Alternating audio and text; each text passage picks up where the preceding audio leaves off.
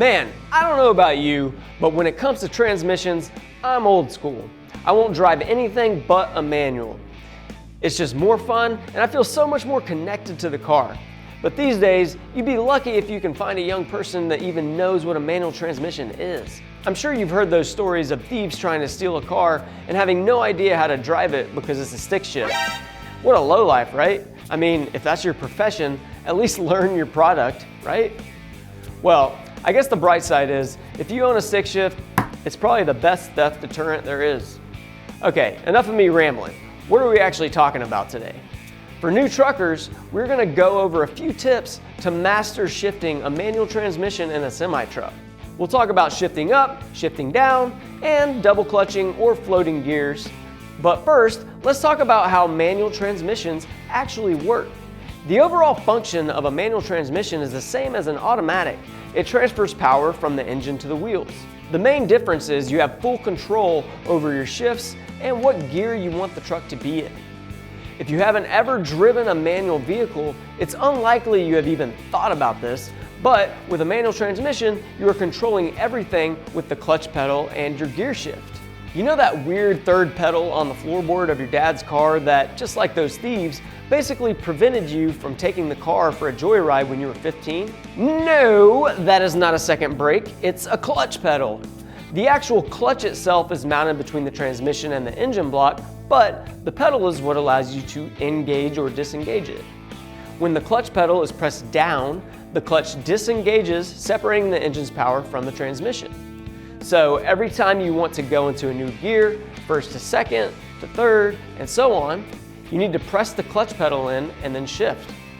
Those are the basics, and if you haven't ever driven a manual car, don't worry, you are probably in a better position than those who have, just because driving a manual semi-truck is a lot different. If you have questions or concerns, one of our CDL instructors would be happy to help. Just call, email, or fill out the form below, and we'd be happy to help you out. One major difference between a manual road car and a truck is the existence of a clutch brake. Some of you are probably thinking, clutch brake? A clutch does not have a brake. Well, it does in a semi-truck. And you will engage it by pushing the clutch pedal all the way to the floor, which is an extremely important point because the only time it's necessary to have the clutch brake engaged is when you're moving from a dead stop. So you don't ever use the clutch brake while the truck is rolling. Doing that will burn out the clutch much faster, not to mention burn a hole in your pocket. On a semi-truck, when the vehicle is moving, you should really only be pushing the clutch pedal down about half to 3/4 of the way every time you shift. Mastering gear shifts takes practice, so don't worry if you don't get it on the first try. I know when I first learned to drive a manual, I was grinding gears and stalling out all over the place. I didn't think I was ever going to get the hang of it. And don't even get me started on hills. Talk about a mini heart attack. A little bit of advice there, practice on a flat ground until you get the hang of it. Okay, let's talk about upshifting real quick. When shifting gears, there's an ideal RPM range you should be shooting for, and that can be different on each truck. Starting out, you would be watching the RPM tach to know when to shift, but eventually it will become second nature and you'll probably be able to hear it. There are 4 basic steps when shifting up a gear. 1, all at the same time you will release the accelerator, shift to neutral, and push down on the clutch pedal.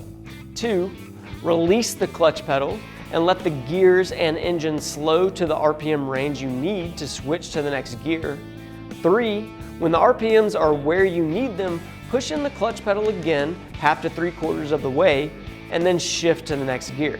And 4, release the clutch pedal while also pressing down on the accelerator.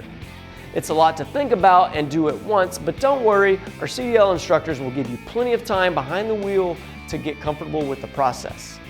But what about downshifting?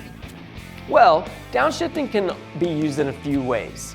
You might just be slowing down for traffic. You may need to slow down before going down a hill or even before going into a curve. Shifting into a lower gear when going down a hill is very important because it slows the overall truck speed without fully relying on the brakes. If you're just jamming on the brakes and riding them all the way down the hill, the brakes can overheat and you will have what's called brake fade. That basically means you have no brakes. Yeah, you don't want to do that. So, just so you don't end up driving down a hill, screaming for your life and realizing, man, I should have listened to Matt. Let's go ahead and talk about the 4 steps to follow when downshifting. First, all at the same time, release the accelerator, press down on the clutch pedal, and shift into neutral. Second, release the clutch pedal and lightly push on the accelerator to match the gear speed to the RPM you need for the lower gear. The reason you are pushing on the accelerator this time is because as you go into a lower gear, the RPMs are going to be higher than the previous gear. To match the RPM and get a smooth shift, you are slightly revving the engine. Does that make sense? Good. Third, when the RPMs are where you want them, push the clutch pedal in and switch to the lower gear at the same time. And last, release the clutch pedal while also pressing down on the accelerator. Also, don't forget that every time you press the clutch in, you are only pressing it in half to 3/4 of the way. The last thing we want to talk about is double clutching. Double clutching is basically the process of pressing in the clutch pedal twice between gear shifts. You may have also heard it called floating gears or granny shifting. Either way, this should not be that foreign to you because in the upshifting and downshifting steps that we were just talking about, you may have noticed we were pressing the clutch 2 times. It's not a complicated process, but many new truck drivers are intimidated by it because it can be hard to get smooth shifts. Ultimately, smooth shifting will come with practice. So, the simplest explanation is that you are manually matching your RPMs to your truck's speed.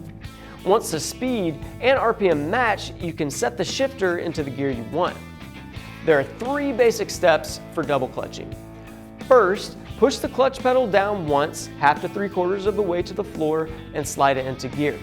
Second, push the clutch pedal down, half to 3/4 of the way to the floor, and slide it out of gear and into neutral, and release the clutch pedal. Third, while the shifter is in neutral, press down on the clutch pedal again and slide into the next gear.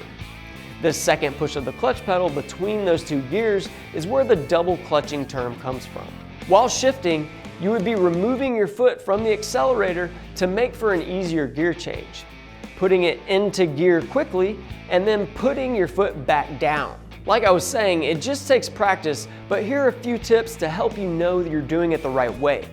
Number 1, listen to the engine revs to make sure the RPMs don't drop too low.